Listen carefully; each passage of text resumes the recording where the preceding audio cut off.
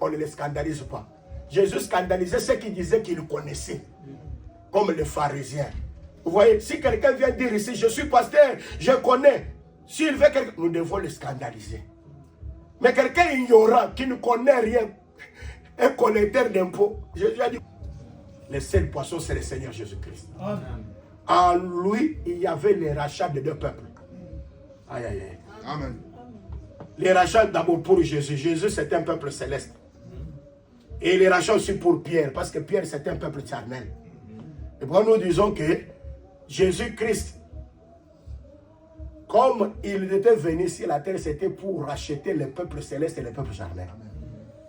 Jésus ne mourra pas pour la deuxième fois.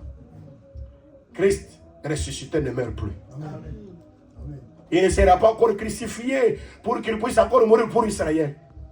Si aujourd'hui nous l'église nous disons il est mort pour nous, je crois que Israël lorsqu'ils reviendront, ils diront aussi que Jésus est mort pour lui. Amen. Mais les filets, lorsqu'ils ont été lancés, on ramasse maintenant les poissons de toute espèce. Les poissons de toute espèce. Parce que dans les poissons, il y a beaucoup d'espèces. Et maintenant, quand on a déjà pris beaucoup d'espèces, on va maintenant commencer à trier maintenant. Ce qui est de bonne qualité, on met de l'autre côté. Ah, trier maintenant, c'est par rapport à la doctrine. Ah, il est maintenant de parole. Hein? Un bien-aimé, hermano.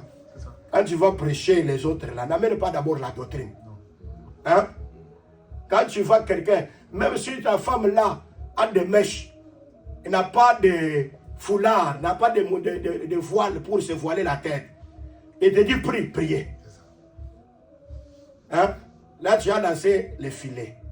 Mais c'est lorsqu'elle reviendra maintenant que tu dois commencer à trier. Le fait de trier maintenant, on trie par la doctrine. Il y a des gens qui sont allés prêcher, les gens commencent à mener la doctrine. Et vous voyez, quand vous venez à Jésus, tu dois souffrir. Non, non, une personne qu'on amène à Christ, on ne parle pas encore de souffrance. Oh, toi, tu m'amènes là-bas pour que je souffre. Oh, il y a les baptêmes du feu. Ne dis pas les baptêmes du feu là-bas. Il y a des gens qui ont condamné des gens. Une personne qui n'est pas encore convertie, toi, tu es de l'enfer, toi tu iras en enfer. Ah, frère. Quand tu vas d'abord prêcher quelqu'un qui n'a pas cru, qui n'a pas la chose, montre-lui la bonté de Dieu.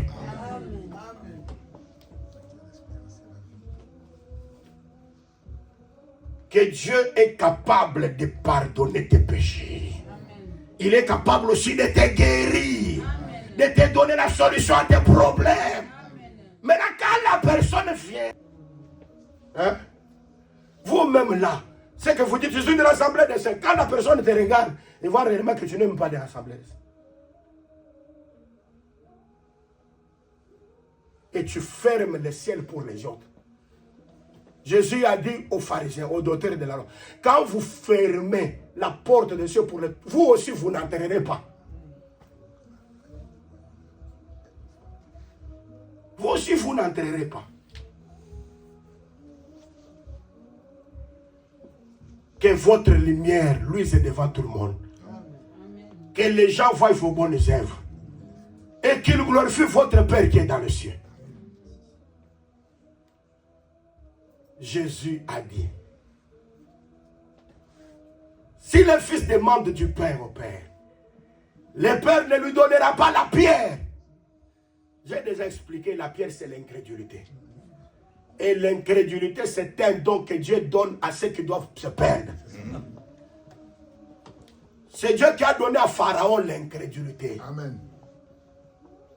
Il envoie Moïse, va, mais lui-même se tourne.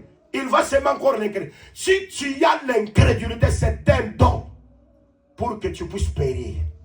Mais quand Dieu te donne la foi, c'est pour que tu sois sauvé. Amen.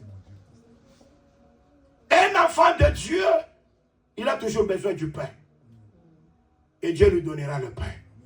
Il ne donnera pas l'incrédulité. Quand je parle du pain, je parle de la parole. Je parle du Seigneur Jésus-Christ. C'est le véritable pain qui est descendu du ciel. Quand je parlais du pain, j'ai aussi parlé des signes de la victoire. Parce que Gédéon, lorsqu'il avait peur, Dieu a dit à Gédéon de prendre son ami, d'aller visiter le camp des Madianites. Et en visitant le camp des Madianites, ils ont écouté une personne en train de dire, j'ai vu un pain d'orge qui était en train de rouler. Le pain d'orge roulait et s'est battu contre la tente. Et la tente est allée dessus de ça. Son ami lui a dit, c'est le pain de Gédéon. Ah, quand Gédéon a compris ça, il a dit, ah, Dieu nous a donné la victoire. Je vous avais dit qu'il y a le pain d'orge, il y a aussi le pain de blé. Le pain d'orge, parce que quand nous avons lu en Apocalypse 6:6, nous avons trouvé que l'orge n'a pas beaucoup de valeur que le blé. C'est pourquoi vous remarquez que Jésus-Christ devait aussi devenir d'abord comme le pain d'orge, qui n'avait pas de valeur. Parce que des riches qu'il était, il s'est fait pauvre pour que vous soyez enrichis. Il devait devenir un orge. C'est pourquoi nous disons que Jésus, par rapport à la mort, il était le pain d'orge. Mais aujourd'hui, à cause de l'évangile, il n'est pas encore le pain d'orge. Il est maintenant le pain de blé. Parce que l'évangile démontre la richesse de Jésus-Christ. Vous êtes riches. Je le répète, vous êtes riches. Même si vous n'avez pas d'euros, vous êtes riches. Même si vous n'avez pas de dollars, vous êtes riches. Même si vous n'avez pas de diamants, vous êtes riches. J'ai dit, vous êtes riches dans la foi. Même si tu manques quelque chose, sois content. Tu n'as pas l'argent, dis merci Seigneur. L'enfant de Dieu, dans des temps mauvais ou non, il dit toujours gloire au Seigneur. Et ce qui crée cette motivation-là, c'est l'enseignement, la parole que le Seigneur nous donne. Que Dieu soit béni. Et ça, c'est très important. C'est pourquoi l'enfant de Dieu ne peut pas. On vient, non, non, tu sais, les soucis a provoqué gastrite et a fait ça, et tu meurs des soucis. On te dit que tu es enfant de Dieu. Non, non, non. L'enfant de Dieu, quand un événement arrive, Dieu lui donne la foi pour qu'il puisse aller au-delà de cet événement-là. L'Écriture dit, aucune tentation qui nous est survenue n'a jamais été humaine. En d'autres termes, hein, toute tentation qui nous arrive est aussi arrivée aux autres. Et avec cette tentation, le Seigneur ne permettra pas que vous soyez tentés au-delà de vos forces. Avec la tentation, Dieu vous donnera les moyens d'en sortir. C'est-à-dire, toute épreuve qui arrive dans la vie, Dieu vous donnera la foi pour surmonter cette épreuve-là. Tu es enfant de Dieu, que Dieu te donne la foi pour monter toutes les épreuves, toutes les tentations, les difficultés qui arrivent, que Dieu te donne la foi de surmonter toutes ces choses au nom de Jésus-Christ. En dehors de cette vie, il y a encore une autre vie que le Seigneur nous a réservée. Et la personne qui entrera dans cette vie-là, ce sont ceux qui gardent la foi. Ah, Paul dit, j'ai combattu le bon combat. J'ai achevé la course. J'ai saisi la vie éternelle. La vie éternelle, on l'a saisie. Aïe, aïe, aïe. Hein? J'ai combattu le bon combat. J'ai achevé la course. J'ai saisi la vie éternelle. Une couronne de justice m'est réservée. Non pas seulement à moi, mais à tous ceux qui auront aimé son avènement. Oh bien-aimé, j'ai saisi la vie éternelle. Moi, j'aime la vie éternelle. La grande promesse, c'est la vie éternelle. Tout ce que nous regardons sur la terre, c'est éphémère. Saisissez la vie éternelle. Ne vous disputez pas. Ne vous querellez pas. Un enfant de Dieu ne se dispute pas. Même si quelqu'un veut te ravir ton droit, donne-le. Aïe, aïe. Moi, j'ai toujours dit, hein, bien aimé, moi j'ai toujours dit que le christianisme, hein, ce que nous avons créé, c'est l'évangile des personnes vulnérables. Bayuma. Ngana Zaka Yuma. Yuma na français c'est quoi? Qui peut traduire? Hein? Ce qu'on dit mutoza yanke na évangile andimé na yesote. Hein? Évangile ça ba yankete. Boniko. Ayebi na l'évangile té. Évangile. En français, qu'est-ce que je peux dire? Maintenant, interprète un peu ce que je viens de dire ici. En français. Saisis seulement, saisis par la haute voix. Demandez, je pense saisi ce que vous avez parlé parce que même me demandé pour expliquer. Je n'ai pas saisi ce que vous avez dit. Vous pouvez répéter pour. Ok, j'ai dit qu'évangile, yaka, yaka son micro, personne n'entendait le micro.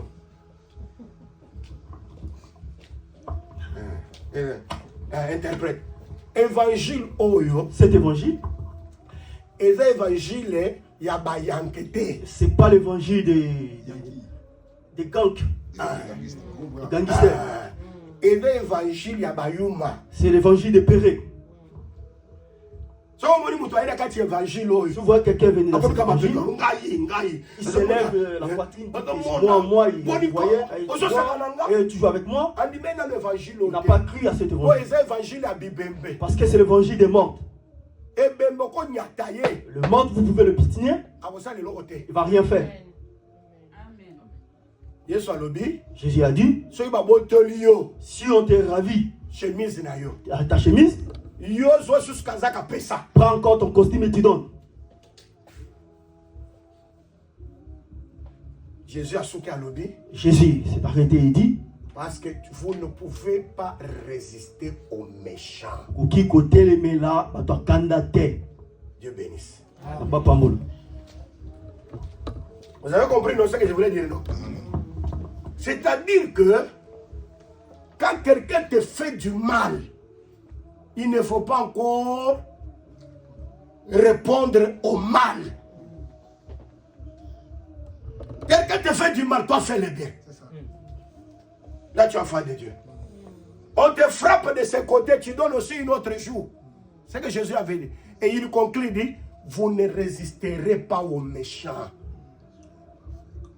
Mais quand quelqu'un il est méchant, il va te faire du mal. Toi tu retournes encore le mal. Non, non, tu n'es pas encore converti.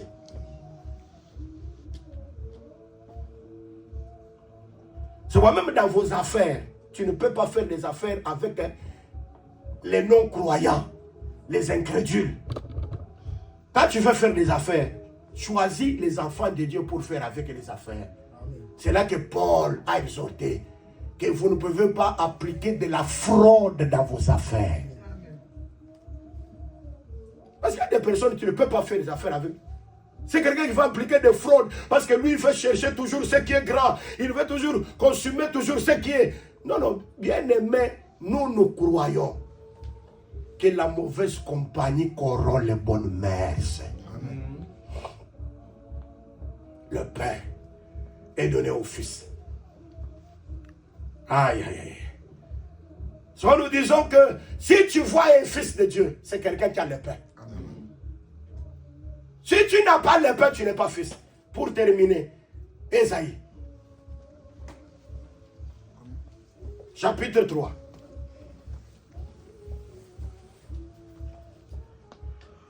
Verset 6-7. Allez-y. Je lis la parole au nom du Seigneur Jésus-Christ. Amen. On ira jusqu'à saisir son frère dans la maison paternelle. On ira jusqu'à saisir son frère dans la maison paternelle. Tu as un habit. Pour lui dire, tu as un habit. Sois notre chef. Deviens notre chef. Prends ses ruines sous ta main. Prends ses ruines sous sa main.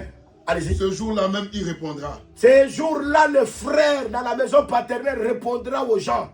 Je ne saurais être un médecin. Je ne peux pas devenir votre médecin. Et dans ma maison, il n'y a ni pain. Parce que dans ma maison, il n'y a pas de pain. Ni vêtements. Il n'y a pas de vêtements. Ne m'établissez pas chef du peuple. Ne m'établissez pas chef du peuple. Gloire au Seigneur. Amen. Pour être chef du peuple, il faut avoir des choses. Vous êtes là? Amen. Oh, je suis pasteur. Je suis le chef du peuple. Respectez le chef du peuple. Est-ce que dans ta maison, il y a des choses? Parce que les gens viendront. Ils sont dans le sarcasme. Ils sont dans le raillerie. Il n'y a rien qui marche. Ces gens-là, ils vont venir dans la maison paternelle pour dire à leurs frères, nous voulons que tu puisses avoir un vêtement pour régner sur nous. Alors leur frère leur dira, comment serais-je votre médecin? Médecin, guéris-toi toi-même. Le véritable médecin, c'est le Seigneur Jésus-Christ. Quand tu es médecin, tu es chef. Comment je serai chef? Je n'ai pas de pain. Je n'ai pas d'habit. Ah, Joseph est venu. Il a trouvé les deux Hébreux en train de se discuter. Vous êtes frères, vous vous disputez. Il dit, vous êtes frères. C'est Moïse. Il a trouvé les deux frères, les deux Hébreux. Il a dit, vous êtes frères. Vous ne pouvez pas vous disputer. Parce que les frères ne se disputent pas. Ah. Mais ceux qui ont vu le visage de Joseph, Joseph, quand il dit au retour, ne disputez pas. Parce que quand vous êtes frères, vous avez vu le visage, la révélation quand il vient, vous ne pouvez pas vous disputer. Il y aura toujours l'attente. Quand il y a des gens qui se querellent, c'est parce qu'ils ne sont pas frères. Mon frère, je vais disputer avec toi sur quoi? Parce que toi, tu es mon frère. On va se quereller sur toi. Sur quoi? Parce que frères, c'est ceux qui ont vu Joseph révéler. Joseph révélé ses renseignements. Amen. Hein? Amen. Ce n'est pas parce qu'on écrit l'église des saints. Vous célébrez des mariages, vous faites quoi que ce soit. Et là, nous sommes des frères. Non, non. Là, on va se disputer. Parce que la doctrine n'est pas respectée. Mais quand la doctrine est respectée, on ne peut pas se disputer. Vous êtes là? Amen. Alors le frère dira, comment serais-je votre médecin?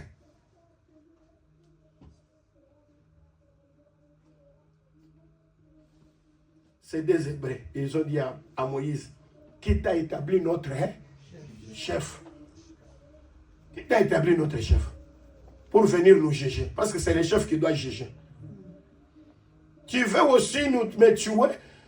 Comme tu as tué l'Égyptien hier. Ah, Moïse a compris l'affaire reconnue de Pharaon. Maintenant, je dois fuir. Moïse de 40 ans fuit la colère de Pharaon.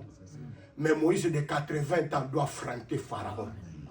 Quand tu as 40 ans, tu as peur de Pharaon. Beaucoup de gens qui ont peur des sorciers, ils ont encore 40 ans. Amen. Et ils ne m'attendent pas. Amen. Parce qu'ils sont célibataires. Mais quand tu seras marié à Jésus, tu auras 80 ans. Tu n'auras pas peur de Pharaon. Amen. Tu n'auras pas peur des sorciers. Amen. Parce que là, tu es attaché à Jésus-Christ. Tu as droit d'entrer à Macpéla. Tu es attaché à la parole. Amen. Beaucoup de gens sont célibataires. C'est pourquoi ils ont toujours peur des sorciers. 40 ans, célibataire. Tu as peur de Pharaon. Mais quand Dieu te donnera 80 ans, tu n'auras pas peur des sorciers. Je crois même les sorciers le plus fameux dans ta famille ne te fera rien. Parce que tu as déjà 80 ans. Or, la vision du chandelier, les buissons, qui a du feu, mais ne se consume pas. Moïse ne peut pas le voir à 40 ans. Il doit voir ça à 80 ans. Ah, parce que là, même le jour de la Pentecôte, il y avait des buissons. Le feu sortait de leur tête, mais ne se consumait pas. C'était le chandelier, la lumière. C'est à 80 ans. Là, il doit retourner, il doit affronter Pharaon. Il n'aura pas peur de lui. Gloire au Seigneur, parce que je vois déjà des 80 ans ici. Aïe, aïe, aïe. Je croyais que tu as aussi 80 ans. Je ne parle pas de 80 ans par rapport à l'âge physique. Je parle par rapport à la foi. Parce que tu as croisé le chandelier, la lumière de Dieu dans ta vie. Tu n'auras pas peur du diable. Qui t'a établi juge? Et maintenant, en Ésaïe 3, pour être juge, pour être médecin, être chef, il faut voir le pain et les vêtements. Et qui était chef? C'est Joseph, en Égypte. Il avait le pain, c'est le blé. Et quand ses frères vont, il leur donne le blé, le pain. Il donne aussi les vêtements de rechange. Pour dire que c'est lui qui est le chef. Donc quand vous êtes chef, vous devez avoir les choses. Vous devez avoir le pain comme la parole et l'habit comme les bonnes œuvres. Et là, tu dois régner. Quand vous avez la parole, vous avez les bonnes œuvres. Ne dites pas j'ai la parole. Mais les œuvres que vous manifestez ne sont pas le reflet de la parole. Vous voulez être chef, ayez la parole. Et aussi les bonnes œuvres. Et vous serez chef. J'ai dit être chef, savoir la domination. C'est régner. Pour régner sur les sorciers, ayez la parole et les bonnes œuvres. Aucun sorcier ne te dominera. Aucun magicien ne te dominera. Même la maladie sera guérie au nom de Jésus. Même le problème aura solution au nom de Jésus. Ayez des choses, vous aurez la victoire. Que Dieu bénisse sa parole.